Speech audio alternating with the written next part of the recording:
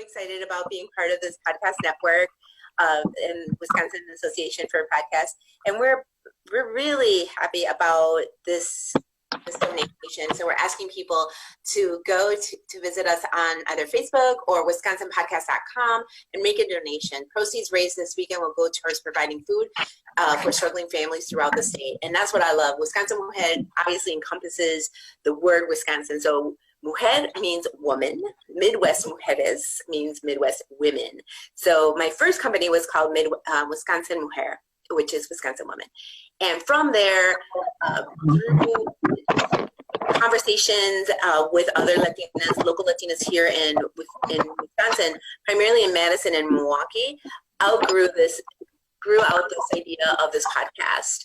And through our podcast, we have been grateful to see so many Latinas, both from Madison and Milwaukee, be here. And through our leadership, we've actually been able to connect with other Latino podcasters in Wisconsin. So we're not the only one. So I want to really acknowledge that space too. There's quite a few others. Visit us on Midwest Mujeres on Facebook, on social, on Instagram, and you'll see definitely our partners. There's a co-collaborators or co-conspirators or other Latino podcasters in the state and in Milwaukee. So there's a few of us out there. I'll definitely, throughout this conversation, try to come those up on our social. But yes, today I have Carmen Contreras with us. It's a really special time here on Madison, Wisconsin. We are living on June 6th at 7 p.m. But about 10 days ago, a very big tragedy happened on our nation, right? George Floyd was killed in Minneapolis, a city that I used to live in. I did my undergrad and my graduate studies there in Minneapolis. I actually lived in South Minneapolis, approximately not further than 4 blocks away than where he was killed on Chicago and 36th. I actually lived on the other side of Nicollet Mall, but definitely South Minneapolis. So anything after the 25th block is considered South Minneapolis. And so that being said, I thought it was really important for us to center Black Lives Matter in my podcast, because if it wasn't for Black Lives Mattering in my life, I wouldn't be here. I honestly would not be here. I have so many stories that I could share. Later, I don't want to take up all this time, but certainly there's quite a few histories that I have myself growing up in this town and witnessing and also basically benefiting from Black lives. So in the way there's so much connection here, I want to also bring in Carmen Contreras. Carmen Contreras is born and raised here in Madison. She's a daughter of migrant workers. Her and her sister own Sofi Spot, which is located on Langdon Street, 626 Langdon Street. Carmen, welcome. Hi, how are you, Araceli? Thank you for inviting me to join you tonight. For sure. So, I asked you to write a little bit about your story, what all happened, what all transgressed on June 2nd. Like I said, putting it out there, we're not gonna hide about this. We're in a situation. Right. Today, there are actions happening. Yeah. Evidently in a time period that I don't think either of us 20 years ago, Right. You're kind of thinking okay, what is this? That's just history. My future is going to be bright. It's going to be okay. Right. This isn't okay. This is necessary, but to say that, at least in my experience, I felt like we were moving towards equality, and we are nowhere near that. And in fact, I feel we've taken a step back. Yeah. No, I totally agree with you. Growing up in Madison all my life, I'm here on the east side of Madison, and I know your family very well. And, we kind of all grew up together, and we've kind of fought it in the background, all the racism. And the thing is that we're such a small minority community back then that we kind of all stuck together. The Black community, the Hmong community, and the Hispanic community, we kind of all stuck together and kind of leaned on each other. So we did.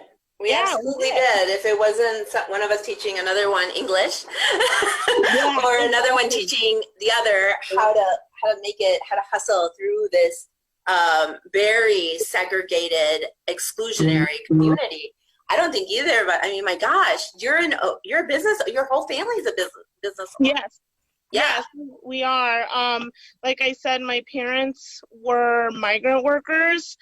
I was born in the state of Washington during asparagus season. During what season? Wait, you caught up on the season? Asparagus season. Asparagus season. Dang, girl, you hit it off. You must have been almost born right there.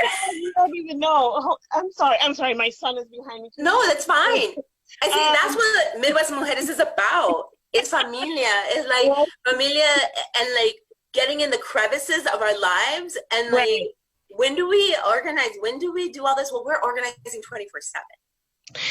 Good. And kind of being at least, well, I don't want to digress too much, but yes, we're organizing all the time, both on a family level and a community level. Right. And we don't talk about it enough. We don't talk about that. You know, I can't tell you how much how much support I give to other Latina leaders in our community, just one-on-one, just like, hey, how are you doing? Because, oh my gosh, I know you're doing. There's no way you're doing what you're doing without it costing you something. And it costs a lot of stress. Not only, I'm not talking about like financial stress, but like stress within my family where, we're trying to grow as a family, trying to better our lives for our children. And, it's kind of a new experience to being a first generation American, Latina, Hispanic, whatever you want to call it. Right, this week, right? Yeah, exactly. Depending on the day and how we feel. And Nicholas, can you give me 1 second, sweetheart? And it's just stressful. We do own various businesses. We own TC Carpet Care as well. My family does. And we have, a remodel company. And then my sister and I opened up Sofi Spot last year. And it took us 2 years to get it open. Wow. And it's super hard to open a business downtown, first of all. Right. We're lucky because the family that owns the apartments that we have the store in, we've done business with them for over 25 years. So we know them personally. So they gave us the opportunity. So, to go on this venture, we were so excited, something that we haven't done.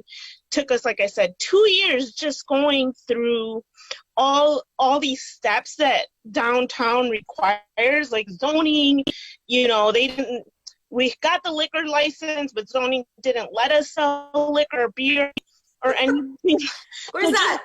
Getting through all this, stuff and finally getting it up and running and seeing it destroyed in a matter of minutes broke my heart. It did. No, we cried for a minute.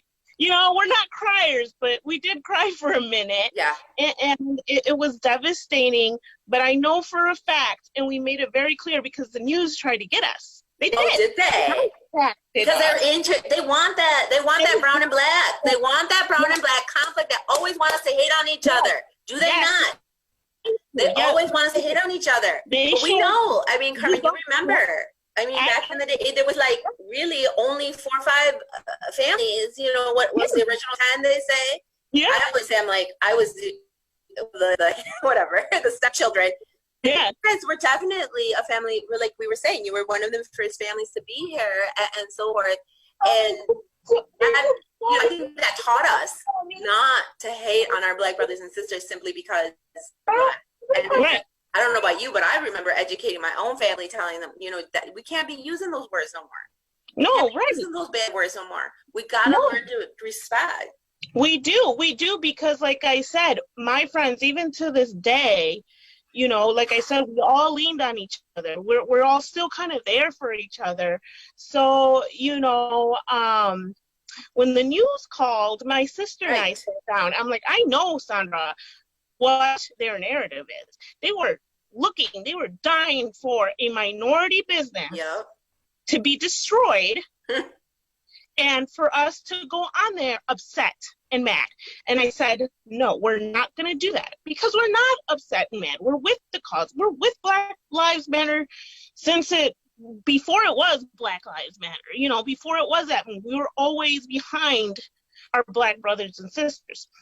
So when they did this, you know, it was all about positivity. And so we got a 10-second blip on the news because, you know why? Because we weren't negative. Right. We don't want any of these people. We were not looking to get anybody arrested. Why I posted it on my Facebook page and our Instagram was to see the hard, because I have updated people on the hard work that we did to open up the store, how excited we were, and how it got torn down. These are obvious, you know. It was your personal reflection, not understanding that, I mean, a hurricane could have hit you. And you would have been the same devastation. It would have been the same, sad, just the same. And, you know, and these are misled youth. And I saw people in there that were adults like me and you. Right. To I swear there was a little kid there. Oh, I know. I saw the video. I think there was like a 12-year-old. Yes, like a little kid. And I'm like, that is so sad, you know, that